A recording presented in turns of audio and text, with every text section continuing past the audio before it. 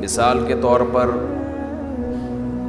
اسلام میں سب سے اہم حکم اور سب سے مشکل حکم ہے نماز کی پابندی کرنا۔ نماز پڑھنا مشکل نہیں ہے، نماز کی پابندی کرنا مشکل۔ پوری زندگی انسان اس بات کی کوشش میں لگا رہے کہ نماز کبھی قضا نہیں ہونے دوں گا، تو یہ آسان کام نہیں ہے۔ ہر حکم میں چھٹی ہوتی ہے، آپ آفس جاتے ہیں ہفتے میں 6 دن 1 دن چھٹی کرتے ہیں، درمیان میں اور بھی چھٹیاں آتی ہیں، قائد اعظم ڈے آ گیا، علامہ اقبال ڈے آ گیا، شاہ عبداللطیف بھٹائی کا دن آ گیا، بھٹو کی شہادت کا دن بھی ہو سکتا ہے۔ جتنے سیاستدان دنیا سے جاتے رہیں گے ان کی چھٹیوں کی تعداد بڑھتے بڑھتے 2-4 دن رہ جائیں گے آفس ورک کے لیے۔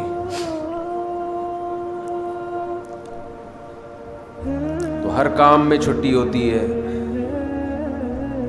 کہ نماز جب سے شروع ہوئی موت تک ایک دن بھی ایسا نہیں ہے جس میں قضا کرنے کا حکم۔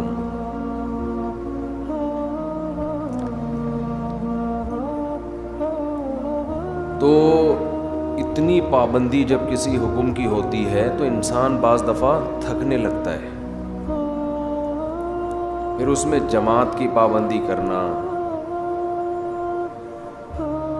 اس لیے قرآن نے کہا وَإِنَّهَا لَكَبِيرَةٌ إِلَّا عَلَى الْخَاشِعِينَ، یہ نماز ایک مشکل کام ہے۔ یعنی اللہ کسی حکم کو مشکل خود سے نہیں کہتا، نماز کی پابندی کو اللہ کیا کہہ رہے ہیں؟ یہ ایک مشکل کام ہے۔ إِلَّا عَلَى الْخَاشِعِينَ، مگر ان لوگوں پر، فہد بھائی موبائل کو نہ دیکھیں، بیان سنیں، ٹھیک ہے نا؟ سب کے لیے ہو رہا ہے تو آپ کے لیے بھی ہو رہا ہے۔ آپ ایک پرسوں عشاء میں شارٹ تھے۔ وَإِنَّهَا لَكَبِيرَةٌ، یہ مشکل کام ہے، إِلَّا عَلَى الْخَاشِعِينَ، مگر ان لوگوں پر جن کے دل میں اللہ کا خوف ہے۔ اب دیکھو اللہ نے نسخہ بھی خود ہی بتا دیا کہ اگر اس مشکل کو آسان بنانا چاہتے ہو تو اپنے اندر اللہ کا خوف پیدا کر لو۔ سوال پیدا ہوتا ہے خوف کیسے پیدا کریں؟ خوف کیسے پیدا کریں؟ یہ تو اختیار میں نہیں ہے نا۔ آپ اگر یہ تصور کرنا شروع کر دو کہ میرے دل میں فلاں کا ڈر بیٹھ جائے، تو یہ صرف ڈر بیٹھنے کے تصور سے ڈر نہیں بیٹھے گا۔ تو اب اللہ نے آگے خوف پیدا کرنے کا طریقہ بیان کر دیا۔ یہ مائک کی آواز میں بہت دور کر دیا۔ اچھا، تو خوف پیدا کرنے کا طریقہ کیا بتایا؟ الذین یظنون انہم ملاقو ربہم، یہ وہ لوگ ہیں جن کو یقین رہتا ہے کہ یہ اپنے رب سے ملاقات کرنے والے ہیں، وَأَنَّهُمْ إِلَيْهِ رَاجِعُونَ، اور انہوں نے اس اللہ کی طرف لوٹ کر جانا ہے۔ جب آپ یہ تصور کر لیں گے کہ یہ دنیا ختم ہونے والی ہے اور ہم نے یہاں سے نکل کے جانا ہے، اللہ کے سامنے کھڑے ہونا ہے، تو ہر مشکل کام آپ کے لیے آسان۔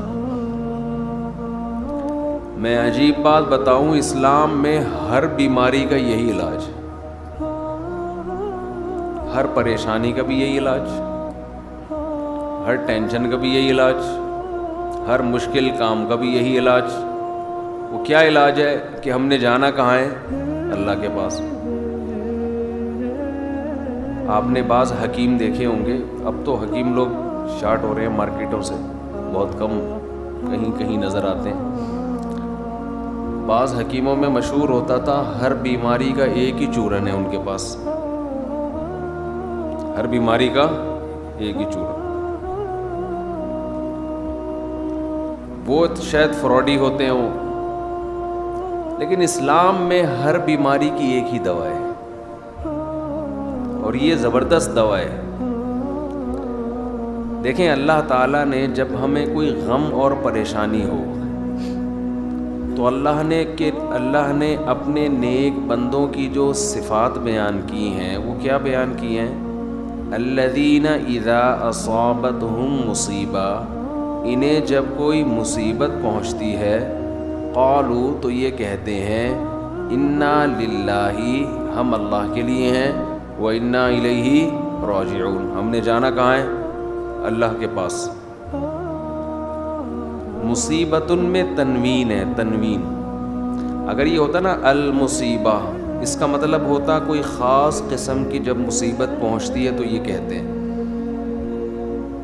خاص قسم کی مصیبت کچھ بھی ہو سکتی ہے، لیکن یہاں ہے مصیبتن، کسی بھی قسم کی مصیبت، کسی بھی قسم کی ٹینشن، کوئی پریشانی، کوئی پیسے لے کے بھاگ گیا، کاروبار میں نقصان ہو گیا، بیماری آ گئی خطرناک،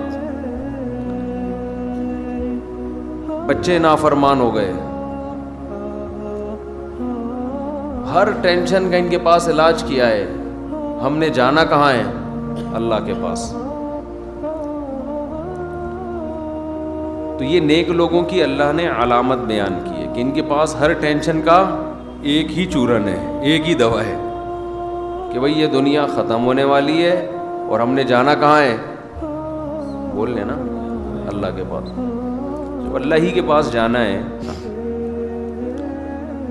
تو کیا ہوگا بھئی؟ وہاں جا کے اللہ کے پاس سوال پیدا ہوتا ہے، بھئی اللہ کے پاس جانے کا مطلب یہ ہے کہ یہ ٹینشن دینے والا اللہ ہے، تو وہ مجھے دیکھ رہا ہے کہ میں اس پریشانی میں صبر کر رہا ہوں، اس کا نعم البدل وہ قیامت کے دن مجھے دے دے گا۔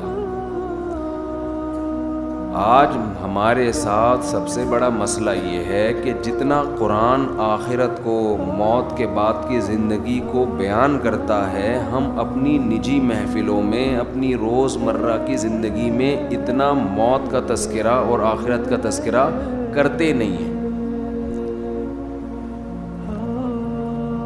بلکہ ڈرتے ہیں۔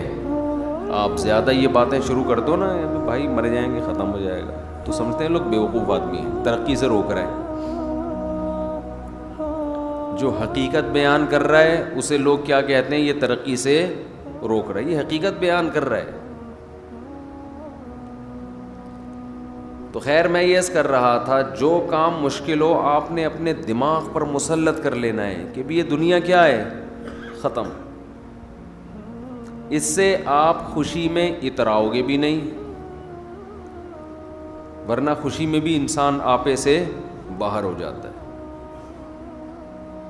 پیسہ آ گیا تو پتہ نہیں اتنا خوش ہو رہا ہے جیسے کیا ہو گیا، بھائی کتنا کیا ہو گیا، وہ طوطا یاد آ رہا ہے کیا ہوا؟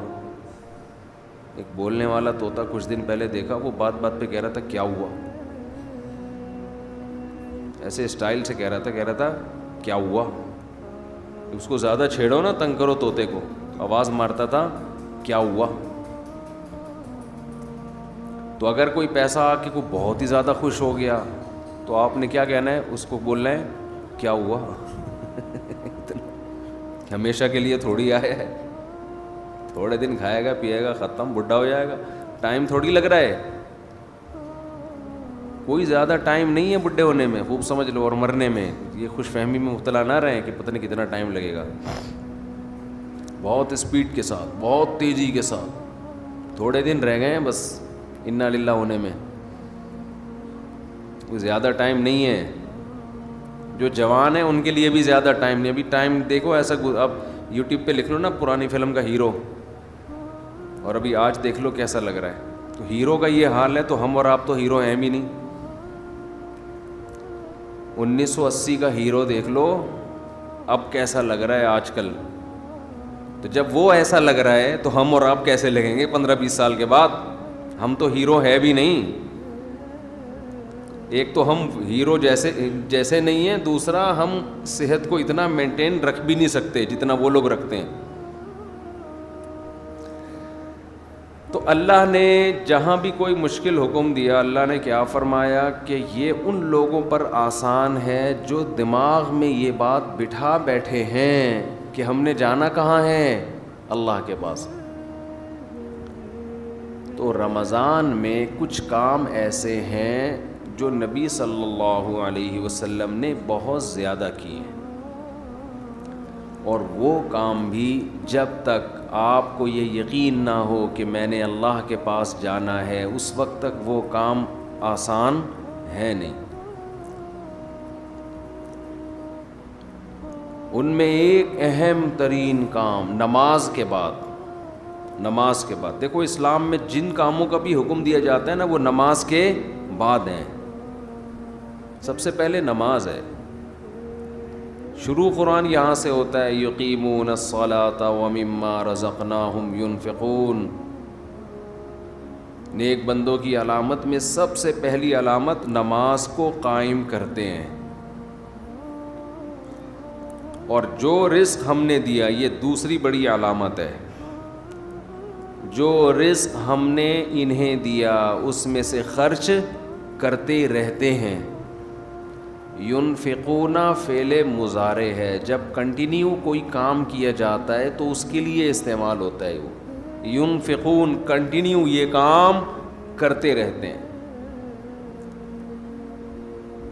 تو ایمان والوں کی دو علامتیں قرآن میں اللہ نے بہت زیادہ بیان کی ہیں، اور یہ دو کام نبی رمضان میں زیادہ نہیں بلکہ بہت زیادہ کیا کرتے تھے۔ ایک نماز بہت زیادہ، بار بار ایک مسئلہ میں ریپیٹ کرتا رہتا ہوں کہ 8 رکعت تراویح اگر رمضان میں ہوتی تو 8 تو عام دنوں میں بھی آپ نے پڑھی ہے، تو پھر رمضان میں یہ عبادت رات کی بہت زیادہ ہوتی ہے بھائی، یہ تو نارمل روٹین تھی۔ پھر وہی بات آتی ہے، بخاری کا حوالہ دیتے ہیں کہ حضرت عائشہ فرماتی ہیں کہ نبی رمضان غیر رمضان میں 8 پڑھتے تھے۔ بخاری کی دوسری حدیث اس کے خلاف ہے، یزید فی رمضان ما لا یزید فی غیرہ، رمضان کے علاوہ مہینوں میں اتنی عبادت نہیں ہوتی تھی جتنی رمضان میں ہوتی تھی۔ اس سے پتہ چلتا ہے رمضان میں یہ عبادت زیادہ، تو بخاری ہی کی دوسری حدیث اس کے اگینسٹ ہے۔ اور اگر آپ کہتے ہیں کہ 8 ہی پڑھنی ہے تو بخاری کی جس حدیث میں 8 کا تذکرہ ہے اس میں تو 4 رکعتیں کر کے ہے، 4 پڑھتے تھے، پھر کتنی پڑھتے تھے؟ 4 پڑھتے تھے۔ تو کچھ سمجھ میں نہیں آتا، مجتہدین کو جب چھوڑیں گے نا، اپنی ریسرچ آئے گی مارکیٹ میں، تو کسی ایک جگہ انسان ٹکتا نہیں ہے، پھر وہ لاتا رہتا ہے اپنی تحقیق۔ تو رمضان میں ایک کام عبادت، جیسے ہم تراویح پڑھتے ہیں تو عام دنوں سے کئی گنا زیادہ نماز کی تعداد ہو جاتی ہے۔ تو نبی نے 4 کام تو کیے لیکن 2 کو بہت زیادہ فوکس کیا ہے۔ ایک نماز کی بہت زیادہ کثرت، تو رمضان میں جتنا ٹائم آپ کے پاس رہ گیا ہے نماز کی مقدار بولو بھائی بڑھا دیں، اور یہ عزم کر لیں پورے سال انشاءاللہ نماز کی پابندی کرنی ہے، جرمانہ رکھیں اپنے اوپر۔ جب تک انسان اپنے آپ کو سزا نہیں دیتے نا، انسان کا بچہ بنتا نہیں ہے۔ دنیا میں کوئی بھی نہیں انسان کا بچہ بنتا شرافت سے، یہ دور شر اور آفت کا ہے، شرافت کا نہیں ہے۔ خود سزا دے اپنے آپ کو۔ فجر کی نماز جس دن رہ جائے اس دن ناشتہ گول، ناشتہ نہیں کرنا اس دن۔ دوسرا کام جو بہت زیادہ نبی نے رمضان میں کیا ہے، حضرت عائشہ رضی اللہ تعالی عنہا فرماتی ہیں رمضان میں آپ صلی اللہ علیہ وسلم سخاوت کا دریا بن جایا کرتے تھے۔ قرآن بار بار ذکر کرتا ہے کہ ہمارے نیک بندے خرچ کرتے رہتے ہیں۔ اتنا ذکر کیا قرآن نے کہ صحابہ پوچھتے تھے کہاں خرچ کریں، غریب کیسے خرچ کرے، اتنی ترغیب دی.